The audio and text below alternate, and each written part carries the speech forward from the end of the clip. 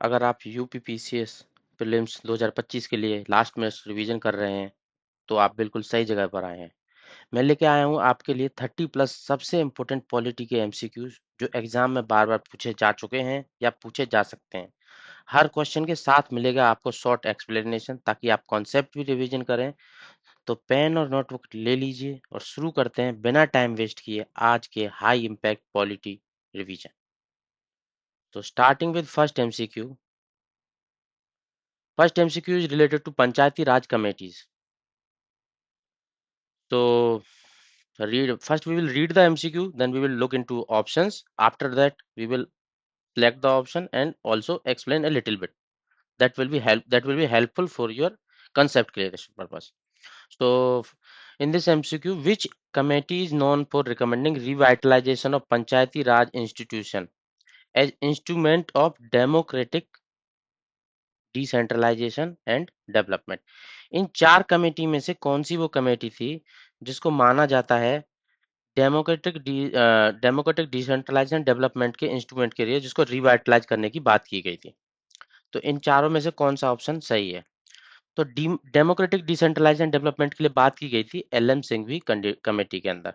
मतलब ये जो वर्ड आएगा ना डेमोक्रेटिक डिसेंट्रलाइजेशन डेवलपमेंट के लिए, रिवाइटलाइज दोबारा को रिवाइटल करना पंचायती राज इंस्टीट्यूशन को, वो एलएम सिंघवी कमेटी के अंदर बात की गई थी। तो पढ़ लेते हैं ये कब कमेटी बनी थी। ये 1986 में बनी थी कमेटी। इसने स्ट्रांगली रिकमेंड किया था कॉन्स्टिट्यूशनल स्टेटस देने का पंचायती राज इंस्टीट्यूशंस को। कॉन्स्टिट्यूशनल स्टेटस देने की बात इसमें सबसे पहली बार की गई थी और 1986 में ये कमेटी बनी थी। सेकंड एमसीक्यू पे आते हैं। Which committee was established in 1957 to improve community development program and national extension service? 1957 में बनी थी ये कमेटी और इसका पर्पस क्या था? इम्प्रूव करना कम्युनिटी डेवलपमेंट प्रोग्राम और नेशनल एक्सटेंशन सर्विसेज को। तो ये 1957 में हम जानते हैं कि बलवंत राय मेहता कमेटी बनी थी सबसे पहले। तो this will be the answer. और इसका फोकस क्या था? Local self governing through community development. इसीलिए इसका कम्युनिटी डेवलपमेंट प्रोग्राम और नेशनल एक्सटेंशन सर्विस को इम्प्रूव करने के लिए इस कमेटी को बनाया गया था। Third MCQ, what was the main objective of Ashok Mehta committee formed in 1977? Ashok Mehta committee जो बनी थी उसका मेन पर्पस क्या था? तो इसका पर्पस मेन था कि to resuscitate and enhance the panchayati raj institution. ये लाइन आपको मिली तो मतलब ये अशोक मेहता से रिलेटेड कमेटी क्या है? To resuscitate and enhance the panchayati raj systems. Next MCQ is which committee was set up by the planning commission? Planning commission ने कौन सी कमेटी को सेटअप किया था? ये सारी कमेटी जो मैं पढ़ा रहा हूँ ना अभी, ये panchayati raj institution grass root level democracy से रिलेटेड है। तो उन्हीं से रिलेटेड जो इंपॉर्टेंट एमसीक्यू हो सकते हैं वो इसमें मैंने कुछ 6-7 एमसीक्यू इंक्लूड किए हैं जो आज के सिनेरियो के हिसाब से इंपॉर्टेंट हो सकते हैं। तो प्लानिंग कमीशन के द्वारा किस कमेटी को बनाया गया था? तो आपको पता होगा कि प्लानिंग कमीशन के द्वारा बताया गया था जीवी के राव कमेटी को। एलएम सिंघवी 1986 में बनी थी तो 1985 की बात कर रहा है। बलवंत राय कमेटी 1957 में बनी थी। अशोक मेहता 77 में बनी थी। तो ऑप्शन बचता जीवी के राव कमेटी। प्लानिंग कमीशन इसकी रिकमेंडेशन दी थी 1985 में। Next MCQ, which of the following statement is true about judicial review in Indian constitution? Indian constitution में जो जुडिशियल रिव्यू की बात करते हैं हम, उनमें से कौन सी बात उससे रिलेटेड सत्य है? तो भाई it is explicitly mentioned under article 50। मतलब लिखा हुआ है प्रॉपर तरीके से। नहीं, ये नहीं है।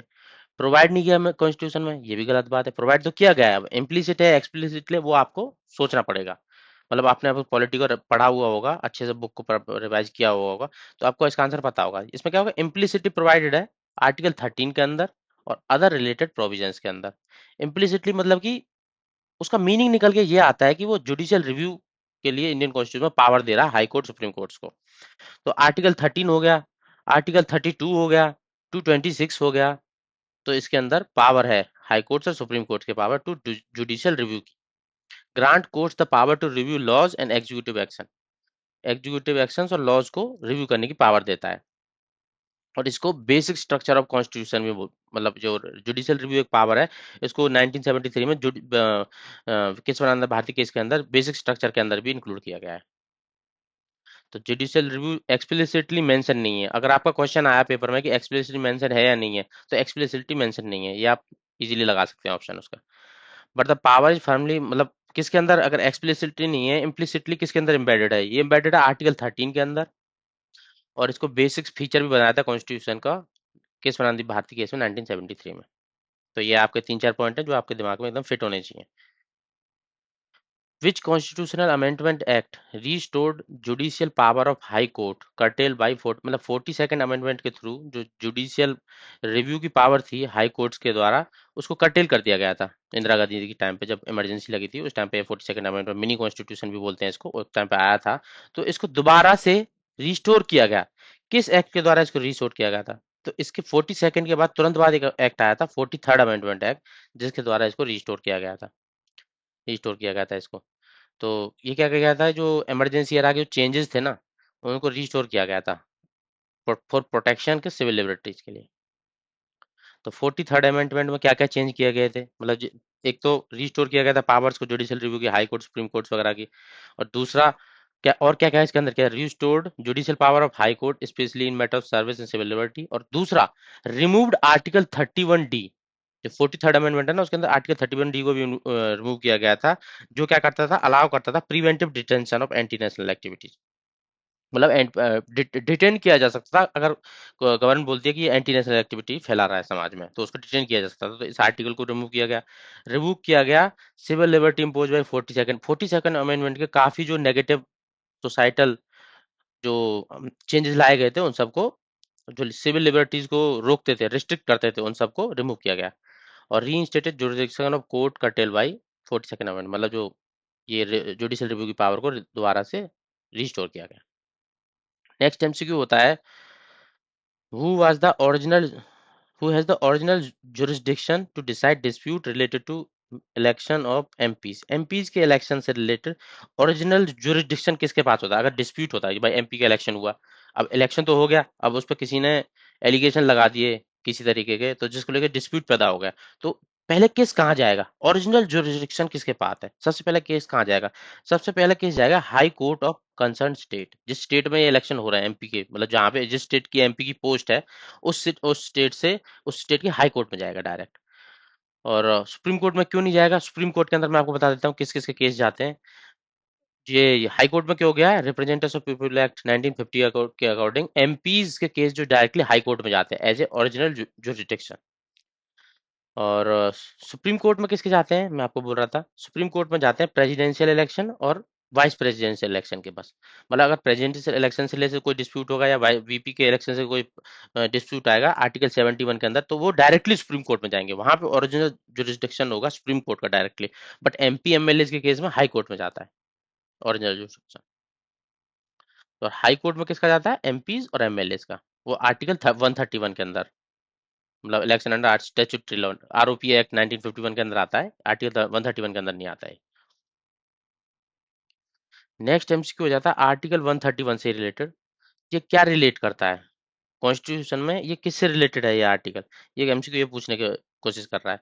तो ये आर्टिकल है original jurisdiction of supreme court in centre state dispute. मतलब सुप्रीम कोर्ट के 124 से लेके जो सुप्रीम कोर्ट की पावर्स का मतलब सेक्शन है, तो सुप्रीम कोर्ट से ही रिलेटेड है। तो यहाँ से भी समझ आता था 131 144 से सुप्रीम कोर्ट का प्रोविजन स्टार्ट हो जाते हैं, आर्टिकल स्टार्ट हो जाते हैं। तो इसमें ओरिजिनल जुरिस्डिक्शन, सेंट्रल स्टेट का कहीं डिस्प्यूट हो रहा है ना, तो उसमें सुप्रीम कोर्ट का ओरिजिनल जुरिस्डिक्शन है, इसकी बात आर्टिकल 131 में की गई है। तो डायरेक्टली सुप्रीम कोर्ट में केस जाते हैं अगर ऐसा कुछ केस होता है तो। या तो एक साथ इंडिया गवर्नमेंट ऑफ इंडिया होगी, दूसरे साथ एक एक एक के साथ दो स्टेट होंगे, या फिर दो स्टेटों के बीच में, या दो दो तीन स्टेटों के बीच में। तो नेक्स्ट एमसीक्यू, एग्जाम्पल 131 के कुछ एग्जाम्पल्स दिए हुए हैं। अब मैं पीडीएफ भी अपने टेलीग्राम चैनल पे अपलोड कर दूंगा, वहां से आप डेली बेसिस पे, मतलब जब जब मैं पीडीएफ अपलोड करूंगा पार्ट बेसिस पे, तो वहां से आप पीडीएफ डाउनलोड करके फिर से प्रैक्टिस कर सकते हैं। State challenging A central law versus violating it's rights. Kerala ने जैसे सीए को चैलेंज किया था, तो ये भी क्या था, आर्टिकल 131 के अंदर डायरेक्टली सुप्रीम कोर्ट में गया था। कोई डिस्प्यूट हो जाए बाउंड्री को लेके, रिवर वाटर डिस्प्यूट, ये भी डायरेक्टली सुप्रीम कोर्ट में जाते हैं। ओरिजिनल जुरिस्डिक्शन होता है सुप्रीम कोर्ट का इसके ऊपर। इलेक्शन डिस्प्यूट इसके अंदर नहीं आएंगे। इलेक्शन डिस्प्यूट क्या होता है, मैं आपको बताया था, अगर एमपी एमएलए होगा तो हाई कोर्ट में जाएगा, और सुप्रीम कोर्ट में प्रेसिडेंट वाइस प्रेसिडेंट का जाएगा। कौन सा 131 में नहीं आता? 131 मतलब original jurisdiction of supreme court, मतलब जुरिस्डिक्शन के सुप्रीम कोर्ट के पास ये केस तभी जाएगा जब मतलब सेंटर और स्टेट के बीच में डिस्प्यूट है, या दो स्टेटों के बीच में डिस्प्यूट है, तब उसके पास जाएगा। कोई नॉर्मल क्रिमिनल केस है, इंडिविजुअल पेटिशन, वो सब नहीं जाएगा। Next question is related to Article 129. What is Article 129 in Indian Constitution declares Supreme Court as? मतलब आर्टिकल 129 इंडियन कॉन्स्टिट्यूशन के अंदर सुप्रीम कोर्ट को क्या डिक्लेयर करता है? ये क्या है? Court of record with power to punish for contempt, ये इसके अंदर आता है आर्टिकल 129 के अंदर। इससे रिलेटेड है ये क्वेश्चन। ये सुप्रीम कोर्ट का एक कोर्ट ऑफ रिकॉर्ड की तरह डिक्लेयर करता है आर्टिकल 129। और इसकी जजमेंट क्या होता है कि एविडेंटरी वैल्यू होती है, मतलब ये इसकी जजमेंट को जो लोअर कोर्ट है, हाई कोर्ट्स वगैरह और फर्दर सब सब सब लोअर कोर्ट्स, वो इसको एविडेंस की तरह यूज कर सकते हैं। और इसके पास पावर भी होती है punish for contempt of itself, मतलब अगर कोई कोर्ट का कंटेम्प्ट करता है तो उसको पावर कर पनिश कर सकता है सुप्रीम कोर्ट। तो 129 के अंदर इसका इंक्लूड किया गया है। नेक्स्ट एमसीक्यू होता है article 144 of constitution of India inquires all authority in country to, मतलब जो आर्टिकल 144 बोल रहा है कि कॉन्स्टिट्यूशन ऑफ इंडिया में कि आर्टिकल 144 मैंडेटरी बोलता है कि सब अथॉरिटी क्या कंप्लाई करें, क्या कंप्लाई करें, कंप्लाई करेंगे कि सुप्रीम कोर्ट को एड करने में हेल्प करें, मतलब जो उनके रूल रेगुलेशन बन रहे हैं उसको एड करने में हेल्प करें। All authorities civil judicial in the territory of India shall act in aid of supreme court, supreme court को हेल्प करने में उसको एड करने में हेल्पफुल रहनी चाहिए। It ensure that Supreme Court decision are binding and must be supported by all level of government। जो supreme court के डिसीजंस है ना, वो बाइंडिंग होने चाहिए और सबके द्वारा सपोर्ट किए जाने चाहिए, all level of governance. Authority, कोई अथॉरिटी हो, सिविल हो, जुडिशियल हो, सब उसको कंप्लाई करें। 144 से रिलेटेड है। नेक्स्ट एमसीक्यू है आर्टिकल 141 से रिलेटेड। ये क्या डिक्लेयर करता है कॉन्स्टिट्यूशन ऑफ इंडिया? ये भी सुप्रीम कोर्ट से रिलेटेड ही है। तो ये क्या करता है कि जो सुप्रीम कोर्ट का डिसीजन है ना, वो बाइंडिंग है ऑल कोर्ट्स ऑफ इंडिया पे, ये डिक्लेयर करता है। तो तीन एमसीक्यू अभी 129 में क्या करते थे? कोर्ट ऑफ रिकॉर्ड था, कंटेम्प्ट के लिए पनिश कर सकता था। 144 क्या था कि सभी उसके जो ऑर्डर्स सुप्रीम कोर्ट के निकलेंगे सबको फॉलो करें। 141 वो क्या बोलता था कि इसके जो ऑर्डर्स हैं बाइंडिंग ऑन ऑल कोर्ट, मतलब सारे ये कोर्ट ऑफ रिकॉर्ड की तरह इसको यूज किया जा सकता है, सारे बाइंडिंग है डिसीजंस इसके सारे लोअर कोर्ट्स पे। Binding on all court law declare by supreme court shall be binding on all court with the territory of India.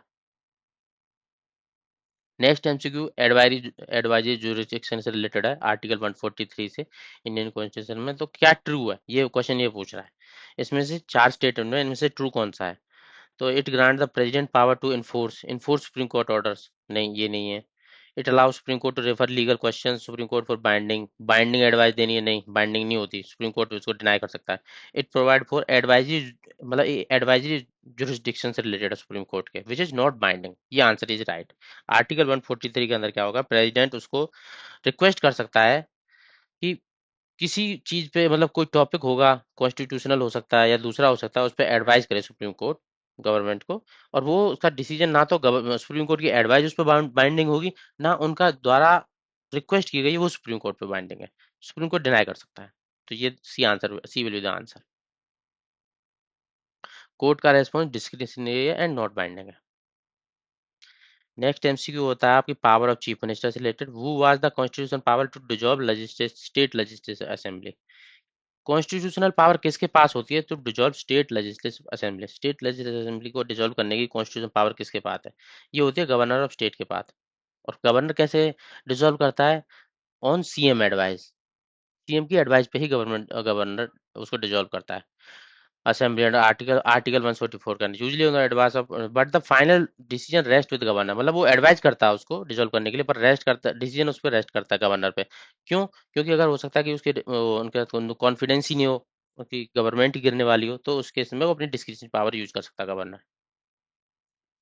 Article 153 governors in state. What does article 153 for Indian constitution provide? ये provide करता है appointment of governor in each state, governor की appointment. Article 153 appointment से related, governor से। 1 person होना चाहिए governor, वो एक के भी हो सकता है, एक से ज्यादा के भी हो सकता है।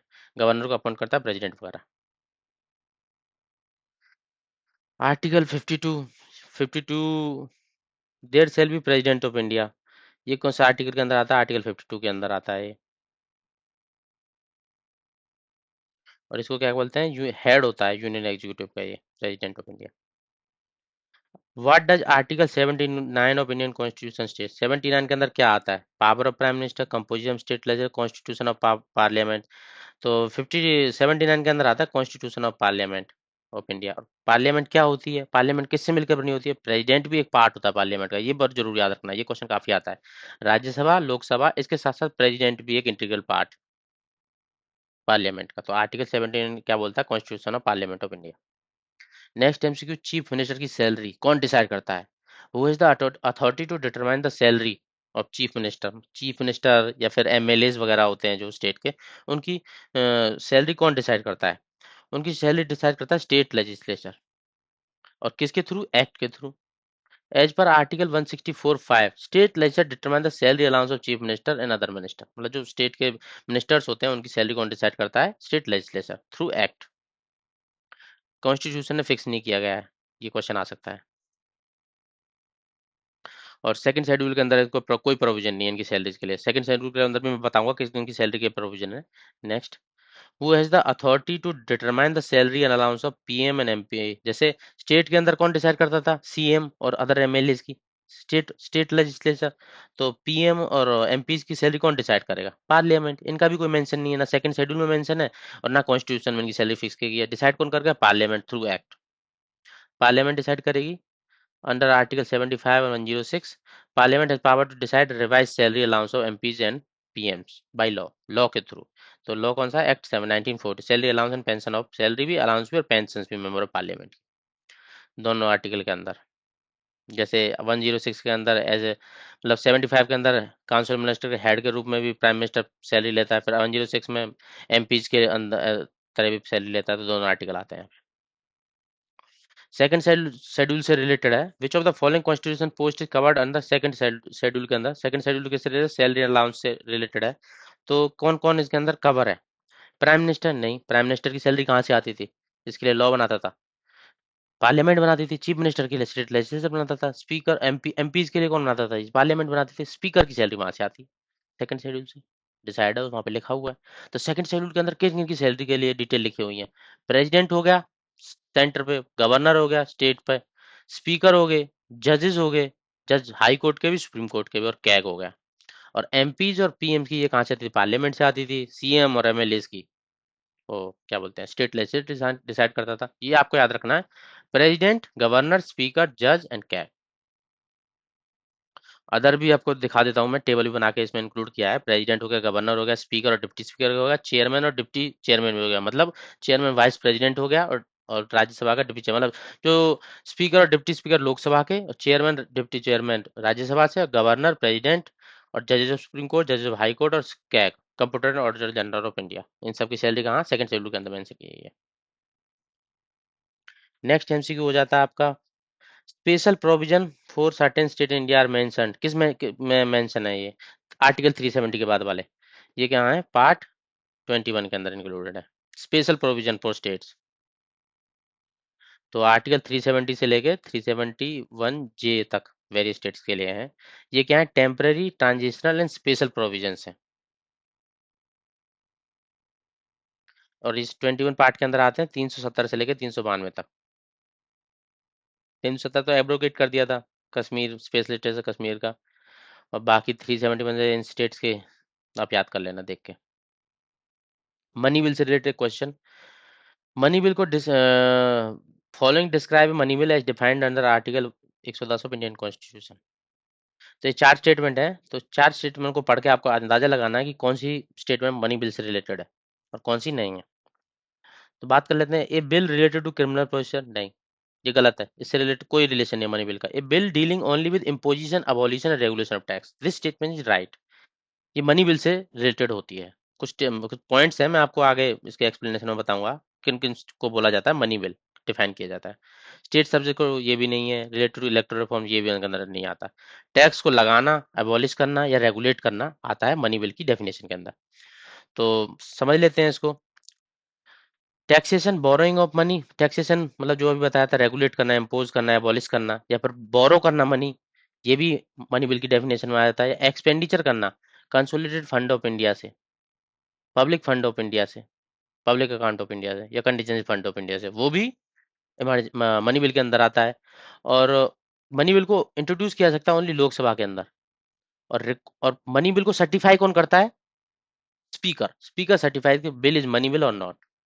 तो 110 आर्टिकल 1 क्लॉज सब क्लॉज के अंदर bill is deem to money bill if it contain only provision dealing with all और एनी ऑफ द फॉलोइंग, मतलब ये इनमें से कोई सी भी एक लाइन होगी तो उसको मनी बिल बोल दिया जाएगा स्पीकर के द्वारा। तो इम्पोजिशन, एबोलिशन, रेमिशन, अल्टरनेशन, टैक्स मतलब टैक्स से रिलेटेड कुछ भी होगा, बोरोइंग से रिलेटेड कुछ भी होगा, custody of constituent fund of India और कंटीजेंसी फंड से रिलेटेड, मतलब उसमें पैसा जाना या उससे बाहर निकलना उससे related, appropriation of money out of constituent fund of India उससे भी रिलेटेड, कोई एक्सपेंडिचर को चार्ज एक्सपेंडिचर डिक्लेयर करना कंसोलिडेटेड फंड ऑफ इंडिया से, उसकी अमाउंट बढ़ाना है घटाना, receipt of money on the account of consolidated fund of India और पब्लिक अकाउंट ऑफ इंडिया, इससे बाद पहले बताया था मैंने आपको। और any matter incident to pay to any of the matters पेशा, मतलब इन्हीं ऊपर वाले जो मैटर हैं 6, इनसे रिलेटेड कुछ भी हो सकता है, पैसा या तो पैसा आएगा या जाएगा, तो वो सब मनी बिल के अंदर आते हैं। और कौन कौन सा नहीं होता? कोई फाइन पेनल्टी लगाना। अब क्वेश्चन यहाँ से उठता है, जो ये money bill does not include है ना, यहाँ से क्वेश्चन काफी आता है, टेस्ट सीरीज में भी आप देखोगे काफी कहीं ना कहीं आपको क्वेश्चन मिलेगा ही। मनी बिल के अंदर अगर कहीं कोई फाइन पेनल्टी लगा रहा होगा ना, तो उसको मनी बिल नहीं मानेंगे। कोई फीस ले रहा होगा किसी लाइसेंस के लिए, सर्विस के लिए, तो उसको भी मनी बिल नहीं मानेंगे। टैक्स ले रही होगी स्टेट गवर्नमेंट जो 25 रुपए मैक्सिमम लिमिट है उसकी, जैसे मतलब कोई जॉब वगैरह कर रहे होते हैं उनके लिए, तो प्रोफेशनल टैक्स के लिए, तो वो भी मनी बिल के अंदर नहीं आएगा। और कोई miscellaneous financial matter not listed above, मतलब जो अगले ऊपर 6 पॉइंट दिए हुए थे मैंने मनी बिल के स्टेटमेंट के अंदर, तो उनमें से कोई पॉइंट नहीं होगा तो उसको भी मनी बिल के डेफिनेशन में नहीं इंक्लूड करेंगे। फाइन, ये क्वेश्चन कहाँ से आता है? इन फाइन और पेनल्टी को मतलब उसके ऑप्शंस पे दे देते हैं और फीस दे देते हैं कोई लाइसेंस सर्विस के लिए, तो बोलते हैं कि मनी बिल है नहीं है, तो ये नहीं है। लोकसभा में इंट्रोड्यूस कर सकता है सर्टिफिकेशन, स्पीकर करता है। राज्यसभा का कोई अमेंड, ना तो अमेंड करने की पावर, रिजेक्ट करने की पावर है, ये क्या रिकमेंडेशन दे सकता है, एक्सेप्ट करना ना करना लोकसभा पर डिपेंड करता है। Supreme court of supreme commander कौन है डिफेंस फोर्सेस का? ये क्वेश्चन नेक्स्ट है। Supreme commander of defence forces, who is the supreme commander? This is president of India. और प्रेसिडेंट ऑफ इंडिया किसकी एडवाइस पे काम करता है? Council of minister. और हेड कौन होता है उसका? पीएम। तो मेनली क्या होता है? President of India ceremonial head है, इसको इंडियन आर्म फोर्सेस का सुप्रीम कमांडर भी बोलते हैं। वाइस प्रेसिडेंट से related question, under which condition does vice president of India act as president? कब प्रेसिडेंट की तरह काम करेगा vice president of India? When the acting president on foreign visit? नहीं, ये गलत है, ऐसा कुछ भी मेंशन नहीं है बुक में। When the prime minister resign, prime minister resign कर रहा है तो उसका वाइस प्रेसिडेंट से क्या रिलेशन कि प्रेसिडेंट बन जाएगा? When the president office is vacant due to vacancy होगी किसी भी कारण, ड्यू टू डेथ और resignation, before the his term end, मतलब उसने रिजाइन कर दिया है अपनी टर्म एंड होने से पहले, जैसे कि अभी हुआ है अभी रिसेंट वाइस प्रेसिडेंट के केस में, धनखड़ जी के केस में, तो वही वाला केस यहाँ पे आ गया है। तो डेथ हो गई है तो उनकी, या उन्होंने टर्म खत्म होने से पहले रिजाइन दे दिया, तो वो वाइस प्रेसिडेंट प्रेसिडेंट की तरफ तौर से इनेक्ट कर दिए जाते हैं। तो as per article 65 vice president act as president when post is vacant due to reasons like death, resignation और रिमूवल। रिमूव की भी कर दिया जाता है उनको, 3 केसेस, उनकी डेथ हो गई है या उन्होंने खुद से रिजाइन कर दिया है, उनको रिमूव कर दिया गया है, तो उन केसेस में vice president act as president for the term before election conduct. और इलेक्शन के लिए कंडक्ट होने के लिए कितना मिनिमम कितने टाइम में इलेक्शन कंडक्ट कर दिए जाने चाहिए? जब प्रेसिडेंट को या तो मौत हो जाती है, रिजाइन हो जाता है, रिमूवल हो जाता है, तो उनको 6 महीने के अंदर इलेक्शन होना चाहिए। पर ऐसा वाइस प्रेसिडेंट के केस में नहीं होता। अगर वाइस प्रेसिडेंट रिजाइन करता है या उनकी डेथ हो जाती है या फिर रिमूवल हो जाता है, तो उस केस में एज सून एज पॉसिबल का मेंशन है। यही अभी केस में जगदीश धनखड़ के केस में हो रहा है। तीन पॉइंट्स हैं। तो इलनेस वगैरह होती है, एब्सेंस वगैरह होती है, कुछ मतलब अब ड्यूटी नहीं कर पा रहा, बीमार हो गया है, तो उस केस में भी। और 6 महीने के अंदर इलेक्शन हो जाने चाहिए, ये पॉइंट भी यहाँ पे मेंशन है। अब वाइस प्रेसिडेंट प्रेसिडेंट की ड्यूटी करेगा तो अपनी ड्यूटी नहीं करेगा, मतलब as only act as president on that time. अब पावर ऑफ पार्डन से रिलेटेड एमसीक्यू है, कोर्ट मार्शल का किसके ऊपर पावर होती है? अगर कोर्ट मार्शल आपका हुआ है तो उस केस में भी आपको पार्डन किया जा सकता है, तो पार्डन कर सकते हैं बस ओनली प्रेसिडेंट ऑफ इंडिया, ये पावर गवर्नर के पास नहीं होती। आर्टिकल 72 के अंदर प्रेसिडेंट के पास पावर होती है grant pardon, reduce sentence, court martial, not governor. Governor के पास पावर नहीं होती पर प्रेसिडेंट के पास ही पावर होती है। ये क्वेश्चन काफी आता है टेस्ट सीरीज में, इसको आप अच्छे से मतलब दिमाग में सेट कर लें, प्रेसिडेंट के पास पावर है पर गवर्नर के पास पावर नहीं। यूनियन एग्जीक्यूटिव से रिलेटेड एक एमसीक्यू है, which of the following are the part of union executive. ये मैं आपको अभी बताया था, ये जो यूनियन एग्जीक्यूटिव के कौन कौन पार्ट हैं इसमें से। एग्जीक्यूटिव क्या होते हैं, पहली बात तो आपको पता ही होगा, प्राइम मिनिस्टर एक एग्जीक्यूटिव है, एग्जीक्यूटिव है नहीं है। कंप्यूटर ऑर्डिनल जनरल है नहीं, ये नहीं है। प्रेसिडेंट एग्जीक्यूटिव है, vice president executive, prime minister executive है, काउंसिल ऑफ मिनिस्टर एग्जीक्यूटिव है और अटॉर्नी जनरल एग्जीक्यूटिव है। ये मेंबर है, प्रेसिडेंट, वाइस प्रेसिडेंट और पीएम के साथ उसकी काउंसिल और उसके बाद अटॉर्नी जनरल। ये मिलाते हैं एग्जीक्यूटिव को। President of India symbol of unity है, वो is regarded as symbol of unity integrity solidity of nation. वो तो ऊपर ही मैंने टॉपिक में मेंशन कर दिया, चलो ठीक है। इनको रिगार्ड किया जाता है as a symbol of unity integrity solidity of nation, president of India को। Next MCQ, which constitutional amendment is mandatory for president to give assent. किस केसेस में, किसने मतलब किस एक्ट के थ्रू, अमेंडमेंट के थ्रू बनाया गया था मैंडेटरी कि प्रेसिडेंट को कॉन्स्टिट्यूशनल अमेंडमेंट बिल को ग्रांट देना ही देना है, वो ना तो उसको रिफ्यूज कर सकता है ना रिटर्न कर सकता है। इसको बनाया गया था 24th कॉन्स्टिट्यूशन अमेंडमेंट के थ्रू। इसमें 362 के अंदर एक आर्टिकल ऐड कर दिया गया था, 362 सब क्लॉज 2, इसमें कंपलसरी बना दिया गया था कि प्रेसिडेंट को एसेंट देना ही देना है अमेंडमेंट बिल के अंदर, कॉन्स्टिट्यूशन अमेंडमेंट बिल के अंदर, 24th अमेंडमेंट 1971 के अंदर। Suspensive veto refers to power of president to, suspensive veto क्या होती है कि प्रेसिडेंट के पास कोई बिल आया, प्रेसिडेंट उसको रिकंसिडरेशन के पास फिर से भेज देगा काउंसिल ऑफ मिनिस्टर के पास। तो उस केसेस में अगर काउंसिल ऑफ मिनिस्टर उसको फिर से पास कर देते हैं तो उस केस में प्रेसिडेंट को उसको अप्रूवल देना ही पड़ता है, असेंट देना ही पड़ता है। तो सस्पेंसिव वेटो क्या है कि return a non valid bill once for reconsideration, president के द्वारा किया जाता है, उसको सस्पेंसिव वेटो कहते हैं। इसमें सिंपल मेजोरिटी से अगर काउंसिल में तो दोबारा उसको पास करके भेजते हैं तो प्रेसिडेंट को असेंट देना ही पड़ता है। ये क्या होता है, अंडर आर्टिकल 111 के अंदर president can return non valid once for reconsideration, इसको सस्पेंसिव वेटो बोलते हैं। Suspensive veto power of president to withhold assent to non valid return it once for reconsideration, ये इसकी डेफिनेशन है।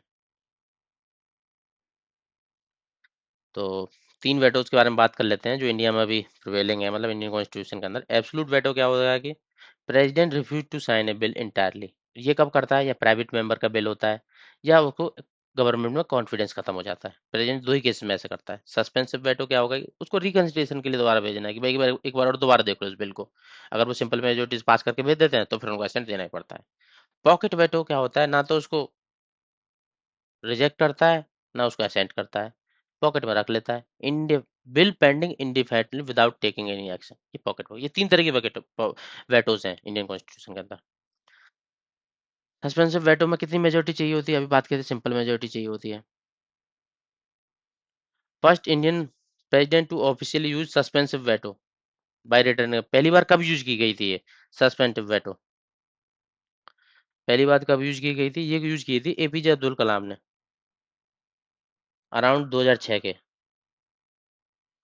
दोबारा रिकंसिडरेशन के लिए भेजा था। इसमें प्रिवेंशन, इसमें मतलब जो बिल था उसको दोबारा से रिकंसिडरेशन के लिए भेज दिया था। तो सस्पेंसिव वेटो एक बार यूज की गई 2006 में सबसे पहले प्रेसिडेंट कलाम के द्वारा। पॉकेट वेटो क्या था, पॉकेट वेटो किसने यूज किया था first time in India, pocket veto किया था प्रेसिडेंट जेल सिंह ने। और किसके टाइम पे किया था, उस टाइम पे प्रेसिडेंट प्राइम मिनिस्टर कौन थे, उस टाइम पे प्राइम मिनिस्टर थे अपने 1986 का टाइम है, उस टाइम पे इंदिरा गांधी जी के बेटे उस टाइम प्राइम मिनिस्टर थे, तो उस टाइम पे ये पोस्टल बिल को रिजर्व कर दिया था उन्होंने, इसमें पॉकेट वेटो मतलब पॉकेट वेटो लिया था उन्होंने इस केस में। एब्सोलूट वेटो, एब्सोलूट वेटो क्या होता है कि क्या अलाउ करता है इसको, प्रेसिडेंट को एब्सोलूट वेटो के अंदर क्या अलाउ करता है, refusing assent to bill causing it to lapse, मतलब एक्सेप्ट देने से मना कर देता है, रिजेक्ट कर देता है डायरेक्टली। इस और ये किस केस में करता है, अगर प्राइवेट मेंबर का बिल होता है या गवर्नमेंट का कॉन्फिडेंस खत्म हो चुका होता है, मतलब उसको पावर मेजोरिटी पावर नहीं मिलती।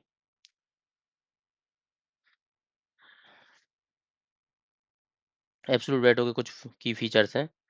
तो ये क्या होता है कि दोबारा अगर उसने रिजेक्ट कर दिया तो दोबारा इसको न्यू सेशन में इंट्रोड्यूस किया जा सकता है, और नॉर्मली बिल के लिए यूज होता है। No obligation to return, return भी करने की ऑब्लिगेशन नहीं होती कि उसको रिटर्न करना ही करना है इसको। So these were all 13 plus MCQ, around 32 MCQs relevant for current exam scenarios. If you are preparing for UPPCS and other SSC level, UPSC level exams, so do subscribe my channel. I will keep posting